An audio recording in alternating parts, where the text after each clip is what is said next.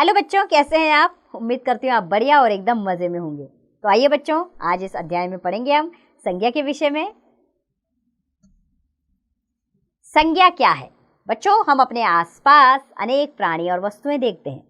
हम अनेक स्थानों पर भी जाते हैं। दिन भर में हमारे मन में विभिन्न भाव भी आते हैं।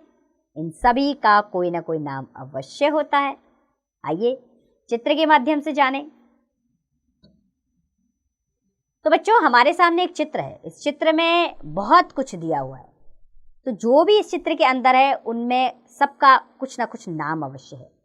तो संसार में बिना नाम का कुछ नहीं है। नाम से ही सबकी पहचान होती है। व्याकरण में नाम को ही संज्ञा कहते हैं, अर्थात किसी व्यक्ति, प्राणी, वस्तु, स्थान अथवा भाव के नाम को संज्ञा कहते हैं। अर्थात किसी व्यक्ति, प्राणी, वस्तु, स्थान अथवा भाव के नाम को संज्ञा कहते हैं। चलिए संज्ञा के भेद पढ़ लें। तो बच्चों, संज्ञा के मुख्यतः 3 भेद होते हैं। पहला है व्यक्तिवाचक संज्ञा, दूसरा जातिवाचक संज्ञा और तीसरा है भाववाचक संज्ञा। तो सबसे पहले पढ़ेंगे हम व्यक्तिवाचक संज्ञा। जो संज्ञा शब्द किसी विशेष व्यक्ति, प्राणी, वस्तु, स्थान आदि का बोध कराते हैं उन्हें व्यक्तिवाचक संज्ञा कहते हैं। जैसे व्यक्ति का नाम है सुधा, अपूर्वा, अभिनव, अक्षय। आपके भी दोस्तों, मित्रों के नाम होंगे, वो सारे क्या हैं? संज्ञा है। प्राणियों के नाम, जैसे चेता के घोड़े का नाम है, ऐरावत एक हाथी का नाम है, नंदी एक बैल का नाम है, मोती एक कुत्ता उसका नाम हो सकता है, या किसी गाय का नाम भी हो सकता है। ऐसे ही वस्तु, जैसे रूह अफ़ज़ा पीने की वस्तु है।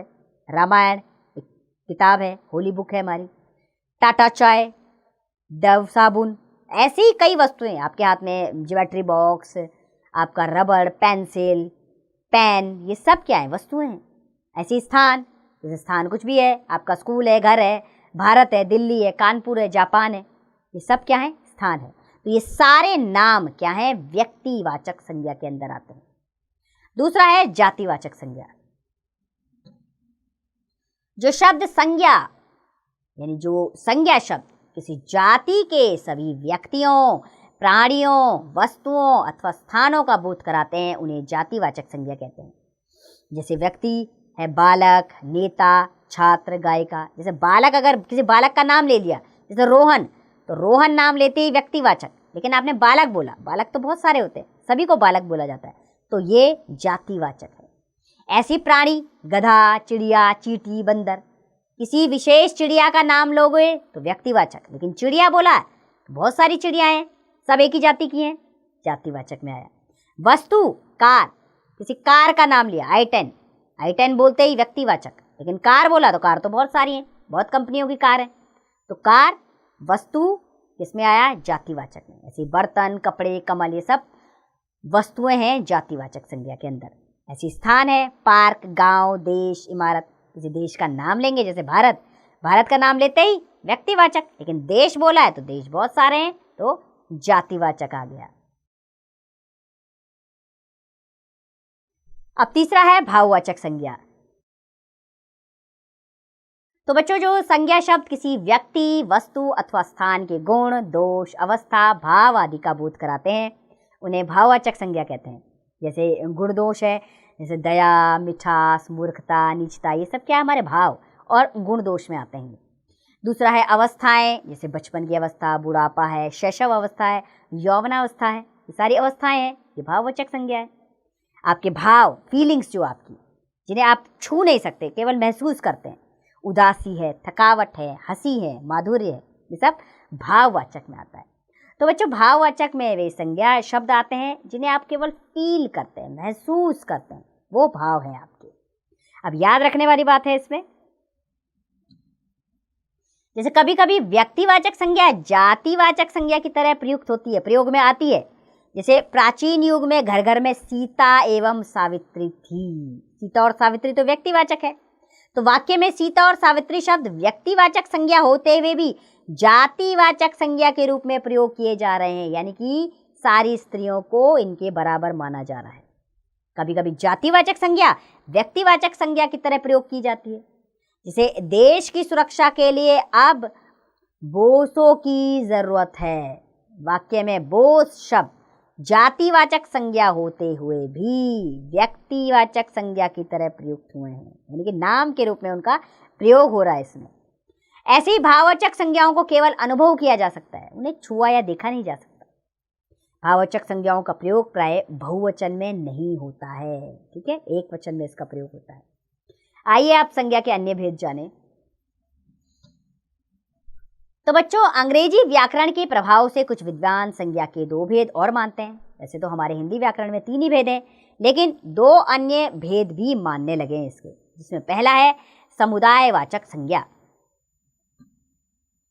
अर्थात जो संज्ञा शब्द किसी व्यक्ति, प्राणी या वस्तु के समूह का बोध कराते हैं उन्हें समुदायवाचक या समूहवाचक संज्ञा कहते हैं। जैसे व्यक्ति, प्राणी, इसमें भीड़, सेना, झुंड, परिवार आते हैं। वस्तु जैसे गुच्छा, गुलदस्ता, ढेर, गट्ठर आदि शब्द आते हैं। दूसरे तरह के होते हैं द्रव्यवाचक संज्ञा।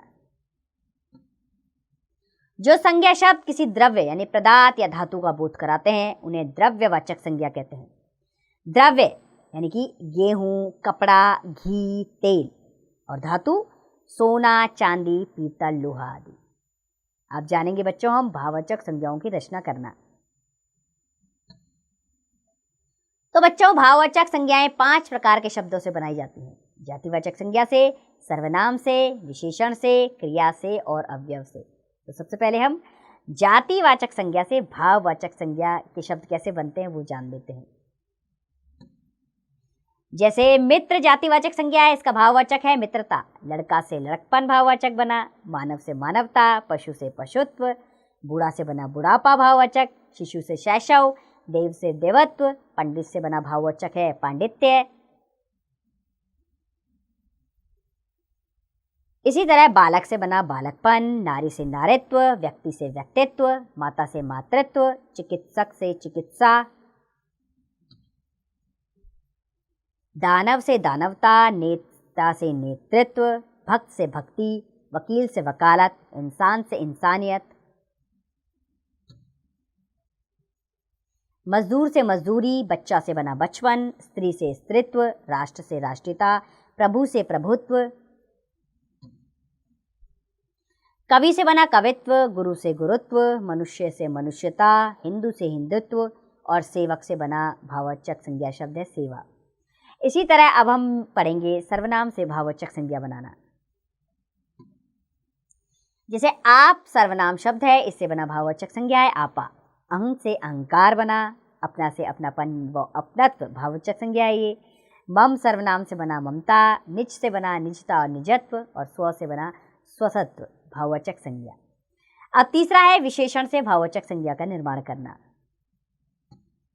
जैसे चौड़ा से चौड़ाई बना, सरल से सरलता, भला से भलाई, सच्चा से सच्चाई, कड़वा से कड़वाहट, अमीर से अमीरी भाववाचक संज्ञा है। इसी तरह समृद्ध से समृद्धि बना भाववाचक, गरीब से गरीबी, ऊंचा से ऊंचाई, निर्धन से निर्धनता, सज्जन से संजनता बना।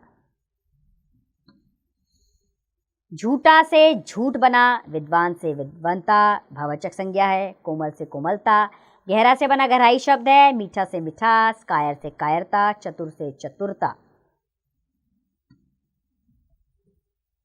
सुंदर से सौंदर्य, हरा से हरियाली, निपुण से निपुणता, अच्छा से अच्छाई, भूखा से भूख, चालाक से चालाकी, भयानक से भय, और वीर से बना भाववाचक संज्ञा है वीरता। इसी तरह क्रिया से भाववाचक संज्ञा कैसे बनाई जाए वो जान लेते हैं। जैसे गिरना एक क्रिया शब्द है, इससे बनने वाला भाववाचक संज्ञा शब्द है गिरावट। चाहना से चाह बना, चढ़ना से चढ़ाई, खेलना से खेल बना, उड़ना से उड़ान बना, भूलना से भूल बना। इसी तरह सजाना से सजावट बना, जीतना से जीत बना, पढ़ना से पढ़ाई बना, काटना से कटाई, पूजना से पूजा बना। और बनना से बनावट भाववाचक संज्ञा है, और कहना से कहावत, सिलना से सिलाई, धोना से धुलाई, मुस्कुराना से मुस्कान भाववाचक संज्ञा। ऐसी जागना से जागरण, चलना से चाल, दबाना से दबाव, हंसना से हंसी, और सींचना से सिंचाई, दौड़ना से दौड़, खोजना से खोज भाववाचक संज्ञा है, और हारना से हार बना भाववाचक संज्ञा। आइए अब अवयव से भी भाववाचक संज्ञा बना लेते हैं। जैसे कि शीघ्र एक अवयव शब्द है, इससे बना भाववाचक संज्ञा शब्द है शीघ्रता, निकट से निकटता, तेज से तेजी, सहज से सहजता, जल्दी से जल्दबाजी, दूर से दूरी, अलग से अलगाव, समीप से सामीप्य, शाबाश से शाबाशी, अधिक से अधिकता, कम से कमी और बहुत से बहुतायत। ये भाववाचक संज्ञाएं हैं। आइए आपके अभ्यास के लिए इस अध्याय को एक बार दोहरा लेते हैं। तो बच्चों, किसी व्यक्ति, प्राणी, वस्तु, स्थान अथवा भाव के नाम को संज्ञा कहते हैं। संज्ञा के मुख्यतः 3 भेद होते हैं: व्यक्तिवाचक संज्ञा, जातिवाचक संज्ञा तथा भाववाचक संज्ञा। जो शब्द, संज्ञा शब्द किसी विशेष व्यक्ति, प्राणी, वस्तु, स्थान आदि का बोध कराते हैं उन्हें व्यक्तिवाचक संज्ञा कहते हैं। जो संज्ञा शब्द किसी जाति के सभी व्यक्तियों, प्राणियों, वस्तुओं अथवा स्थानों का बोध कराते हैं उन्हें जातिवाचक संज्ञा कहते हैं। और जो शब्द यानी कि जो संज्ञा शब्द किसी व्यक्ति, वस्तु अथवा स्थान के गुण, दोष, अवस्था, भाव आदि का बोध कराते हैं उन्हें भाववाचक संज्ञा कहते हैं। अंग्रेजी व्याकरण के प्रभाव से कुछ विद्वान संज्ञा के 2 भेद और मानते हैं: समुदायवाचक संज्ञा तथा द्रव्यवाचक संज्ञा। भाववाचक संज्ञाएं 5 प्रकार के शब्दों से बनाई जाती हैं: जातिवाचक संज्ञा से, सर्वनाम से, विशेषण से, क्रिया से तथा अवयव से। उम्मीद करती हूँ बच्चों संज्ञा आपको बहुत अच्छे से समझ आई होगी। आप भी इस तरह संज्ञा शब्दों का निर्माण करना सीख गए होंगे और आप करते रहिए। इसका अभ्यास रोज करेंगे तो आगे कोई भी परेशानी आपको नहीं आएगी। इसका अभ्यास कार्य आप स्वयं कीजिए।